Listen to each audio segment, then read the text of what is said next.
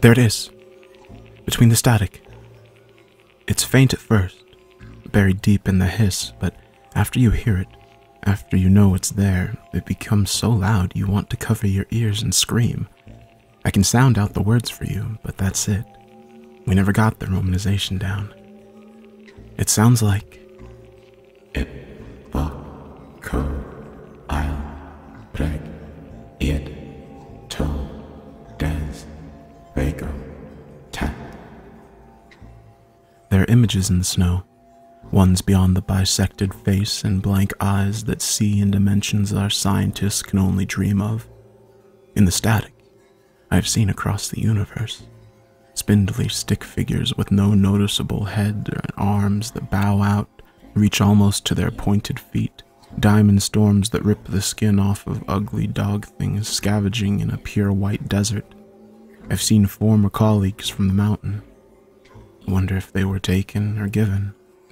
Mole and eggers, dying slow, asphyxiated deaths on the barely air of some blank and purple alien planet. Lots of experiments. June, Bledsoe, Schwartz, Kendlow, Ronnie, others. Vivisection, of course. Hours of it. No anesthetic. But they don't die or pass out. Dying is for later. Dying is for the bioweapon testing using diseases we shouldn't have to worry about encountering for centuries. Candlo was ripped apart by mold. Just a few airborne spores, and in days it was growing everywhere. Skin bulged, eyes bulged, couldn't close his mouth because it grew on his tongue. Then he just burst, blossomed into a bloody hill of deeply grooved fungi. Gases, artificial gravity, abrasion tests, brain surgeries, amputation, organ transplants with strange creatures as donors. Unit 731 stuff. Hours of experiments in the static. Hours and minutes. They have this way of folding information, like a note folded into a tight square, but you can still read every inch of it. They bring the static with them, radio and television. They don't have to. They do it on purpose. It's stimulus. I hear the hiss and start to cry. In the beginning, I used to lock down the house. I bought every kind of lock and bolt and chain I could, put them on the windows and doors. A few times, I boarded up everything, used my furniture to barricade at any entry point. It's useless. Their fingers, they get through. They flatten, stretch, and slip through the cracks. Long, thin worms that wrap around whatever's keeping them out. Sometimes they make me watch. Sometimes my cabin fills with burning light. When it fades, I've lost time, and there they are, watching me. Eventually I stopped. No more locks, no more barricades. I just sit and wait. But not tonight. Tonight I'm making them work for it. When the static scream and voices come on, I don't think, just run out the door and slip outside. Finally, wiping the tears from my eyes, I look up. Jesus, there's so many of them. They don't look like they should fly. It's all weird angles and counterintuitive design. In space, it doesn't matter, I guess. Here, though, they should be falling out of the sky. Back at the mountain, we could use the internal tech, but the design was too radical. People would get suspicious, things would change. Completely silent, they hover just barely visible against the globe. I head for the woods. They've been here a long time. We've gotten some things from them. Technology, mostly, obviously, but it's like beads from Manhattan. We always knew that we weren't in the driver's seat, always knew how it would end. You've seen the things they can do, even if you don't realize it. They can level buildings like they're made of balsa wood. They slip in between, I don't know what to call it, dimensions, realities. They go and they rip the tiniest piece apart, and on our side, the whole thing comes down. They can do it to whole cities. August 9th, 1945. That wasn't a bomb. It was a simple mimicry. The last light of dusk is almost gone. I didn't bring a flashlight. I thought it would draw too much attention to me. Now, I'm just barely trotting. groping in front of me with one hand and keeping the other on the nearest tree trunk. This is stupid. They're going to catch me. I'm just drawing it out. They found me here after I left the mountain. The other side of the country, in the middle of nowhere. It was a message. I'm not going to tell anybody. It didn't matter. I look back and watch the edge of the forest. My heart beats so loud that they can probably find me just by following the thumps. A tall pillar of bug zapper blue light flicks on where my cabin is, and it moves slowly. It takes me a while to even realize it's gotten closer. I turn and run, crashing and falling, kicking leaves and snapping branches. There's nowhere to go. My foot drops into a hole. Crazed rabbit panic fills me, and I wrench my leg around to see what kind of trap from beyond the stars I'm caught in. It's just a goddamn hole made by some dumb animal. Pain shoots up my calves.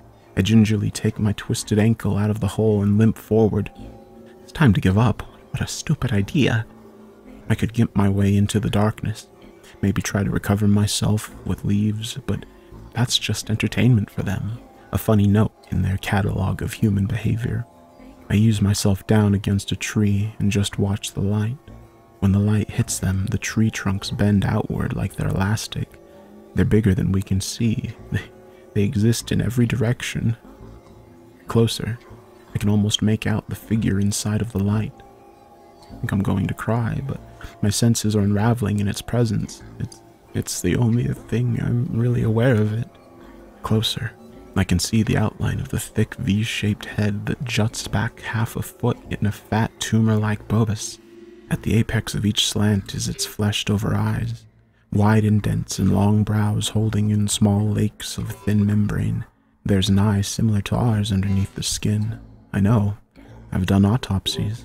They just don't need it anymore. It's talking to me, cooing sing-song layered words packed with image and smells and sounds. Destruction, charred flesh, crying babies, the static, deafening holocaust, fast and slow. Some die in flames and quakes of reality, in molecular disease, while others die in camps, farms, zoos, and labs. There are holes in the sky. Out of them come exterminating angels, servants of a distant and inconceivable Lord. Nobody does anything. Nobody tries to stop them. It's above me. I think I hear my sobs over the words. It raises its six-fingered hand and the digits slither forward. Two of them, vaguely warm with life, glide over my face, up my cheeks. They flatten and slowly go over my eyelid, under the ball and back, coiling around the optic nerve. Two more up each nostril. The fingers divide, sending tributaries into my sinuses and down into my lungs. They atomize, passing through membrane and cell walls to get to my nervous system and brain. I'm being absorbed, translated into something intangible that they can send through the air to the ships above. They don't have to do this. There are other ways. I wake up on the floor of a white room. I hoped it wouldn't be this. Prayed. It wasn't always, but for the past few months it mostly was. There's Ronnie Statler, cradled in her chair made from a kind of rubbery satin. She was one of the few women at the mountain. Not pretty, but pretty enough, and funny. If we had gotten together before, I would have been a lucky man. They've already put the suit on me, like a second skin. It keeps all my dander and oils in. You wouldn't know I was wearing it unless I touched you, and you felt the thin plastic dermis. I got up. The suit tightens and loosens where it needs to as I move. I've gotten as used to her as I can be expected to. Visions of her still float up in my brain, and I have to push them out any way I can, but when I'm with her, I can deal with it. I gently touch her arm. There's muffled snorting and sucking sounds from inside her. The upper row of teeth at what used to be the back of her head jostles a bit, and the tongue that hangs down under the lower set squirms against the base of her skull. She tries to turn her useless and hidden eyes to me. It's just me, Ronnie. She raises a shaking hand and I softly take it. It hurts her, I think, even this limp touch. I want them to take me back soon, but I want them to let me stay here with them forever. I watch her blood flow. It was perfect. Not a drip or seep as it ran along the outside of her veins to her heart, thick with red muscle, nestled between her lungs, rocking softly with each pump. My eyes trace the veins and arteries that make her exposed body into a road map. Quiet biological noise of her organs and her strained breathing are the only sounds in the white cell. I still don't understand how she breathes. I sit down on the floor near her leg with the greatest care. I rest my cheek against the pale tissue and muscle of her thigh. In a stuttering shift, my eyes finally focus on the light yellow sphere pilled in her belly, in the sea of liquor omni, against the bruised purple backdrop of placenta. My eyes lock on the button black eyes of our fetal daughter. Does Ronnie even know? They turned her inside out right after fertilization. She must have figured out why they were forcing us to be together. It would be easy to just reach in, break the water, and take her tiny unformed body in my hands and throw her against the wall, grind her beneath my heel, rip her in two. Just as easily I could grab Ronnie's heart and mangle it into uselessness. Even easier, when I got back home, I could cut my throat or blow a hole through my brains or hang myself from the tallest tree, but I don't. I love Ronnie, even though at first she cried, struggled, and looked at me with such hate. After a while, she softened. Or maybe the whole ordeal just burned all the care out of her. And I love our daughter.